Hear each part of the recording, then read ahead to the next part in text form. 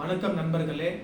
இன்றைக்கு நம்ம பார்க்க போகிற வீடியோ நம்ம எது பற்றி சட்ட விழிப்புணர்வு நான் கொடுக்க போகிறேன்னு பார்த்தீங்கன்னா, போன வீடியோ நம்ம பார்த்தோம், மேரேஜ் பற்றி பேசியிருந்தேன். அதுக்கப்புறம் சர்டிஃபிகேட் கொடுக்கல அதை எப்படி வாங்கணும்னு பற்றி பேசியிருந்தேன். ஸோ இப்போ நம்ம எது பற்றி பார்க்க போகிறோம்னு பார்த்தீங்கன்னா, ஒரு சைல்டு மிஸ்ஸிங் ஆகுறாங்க, ஒரு அடல்ட் மிஸ்ஸிங் ஆகுறாங்க, ஒரு உமன் மிஸ்ஸிங் ஆகுறாங்கன்னா எப்படி பண்ணுறது.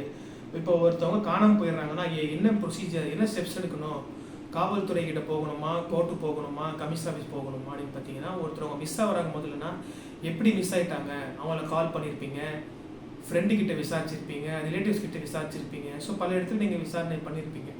அந்த விசாரணை பண்ணுறதுக்கு அப்புறம் தான் நீங்கள் என்ன பண்ணுறீங்கன்னா, அதுக்கப்புறம் காவல்துறை கிட்ட உடனே போயிட்டு ஒரு புகார் கொடுக்குறீங்க.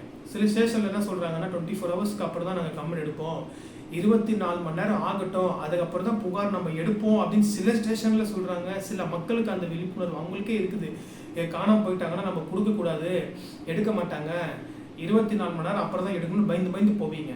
ஸோ இந்த வீடியோ எதுக்காக போடுறேன் அப்படின்னா, பொதுமக்களுக்கு ஒரு கிளாரிட்டி வரணும். ஒருத்தரவங்க காணாமல் போகிறாங்கன்னா உடனே புகார் கொடுத்துட்டா உடனே புகார் கொடுக்கணும். உடனே புகார் கொடுத்தீங்க அப்படின்னா முதல் தகவல் அறிக்கை எஃப்ஐஆர் உடனே தாக்கல் செய்வாங்க, நான் ஆக்டில் போடுவாங்க. அதுக்கு எதை சட்டம் இல்லை, நான் ஆக்டில் போட்டு எஃப்ஐஆர் ரெஜிஸ்டர் பண்ணணும். அவங்களுடைய ஃபோன் நம்பர் கொடுத்தீங்கன்னா ஃபோன் நம்பர், IMEI நம்பர், அவங்களுடைய லொக்கேஷன் ட்ராக் பண்ணுவாங்க சைபர் கிரைமில் கொடுத்துட்டு. அவங்கள கரண்ட் எங்கே இருக்காங்களோ அந்த கரண்ட் லொக்கேஷன் ட்ரேஸ் பண்ணி அவங்களை கண்டுபிடிப்பாங்க. அதுக்கப்புறம் எஃப்ஐஆர் தாக்கல் செய்த உடனே அந்த முதல் தகவல் அறிக்கை தாக்கல் செய்ய உடனே இன்வெஸ்டிகேட் பண்ணி இம்மிடியட்டாக அவங்களை கண்டுபிடிக்கணும். அது காவல்துறை இன்வெஸ்டிகேஷனுடைய அவங்களுடைய ஒர்க்கு. ஸோ மிஸ்ஸிங் கம்ப்ளைண்ட் 24 ஹவர்ஸ்க்கு அப்புறம் தான் எடுப்போம்னு கிடையாது. இன்னைக்கு காணாமல் போயிட்டாங்கன்னா நீங்கள் உடனே ஒரு 2 ஹவர் 3 ஹவர் காணும், ஆளே கிடைக்கல, வேறு வழி இல்லை, எல்லா இடத்துல விசாரிச்சிட்டோம், ஒரு பயம் இருக்குது அப்படின்னா உடனே நீங்கள் புகார் தெரியப்படுத்தலாம். காவல்துறையை 24 ஹவர்ஸ்க்கு தான் எடுப்பேன்னு சொல்ல முடியாது. இன்கேஸ் மறக்கிறாங்க அப்படின்னா கமிஷனரை பார்க்கலாம், சிட்டி லிமிட்டில், வில்லேஜ் லிமிட்டில் எஸ்பியை பார்க்கலாம், இல்லை நீங்கள் கலெக்டர் கிட்ட கூட ஒரு கம்ப்ளைண்ட் அனுப்பலாம். கலெக்டர் கிட்ட அனுப்பிச்சிங்கன்னா அவங்க டைரெக்டாக ஸ்டேஷனுக்கு தான், லோக்கல் ஸ்டேஷனுக்கு தான் ஃபார்வர்ட் பண்ணுவாங்க. எஸ்பி கிட்ட அனுப்பிச்சிங்கன்னா அது நடக்கும்.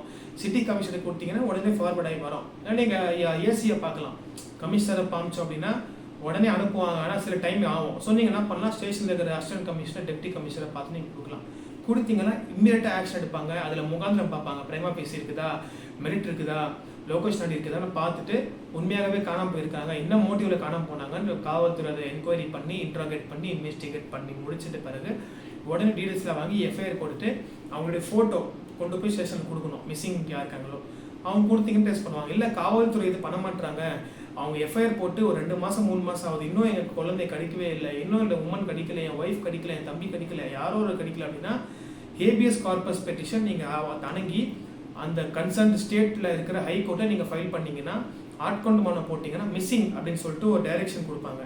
மிஸ்ஸிங் ஆகிட்டாங்க, இவங்களை உடனே I direct the so and so respondent to investigate the matter and trace the child within 2 weeks அப்படின்னு ஹைகோர்ட் ரெஸ்பாண்டன்ட் போலீஸ்க்கு ஆர்டர் போடுவாங்க. ஸோ அந்த ஆர்டர் படி அவங்க கம்ப்ளைண்ட் பண்ணணும். பண்ணாத பட்சத்தில் அவங்க மேலே கண்டெம்ட் எடுக்கப்படும். கிரிமினல் கண்டெம்ட், சிவில் கண்டெம்ட், அதுக்கேற்ற மாதிரி என்ன கேஸோ, கிரிமினல் கேஸ்னால் கிரிமினல் கண்டெம்ட், சிவில்னா சிவில் கண்டெம்ட் எடுப்பாங்க. ஸோ இந்த மாதிரி சம்மந்தப்பட்ட சுப்ரீம் கோர்ட் நிறைய கைட்லைன்ஸ் கொடுத்துருக்காங்க மிஸ்ஸிங் சம்மந்தப்பட்டதில்.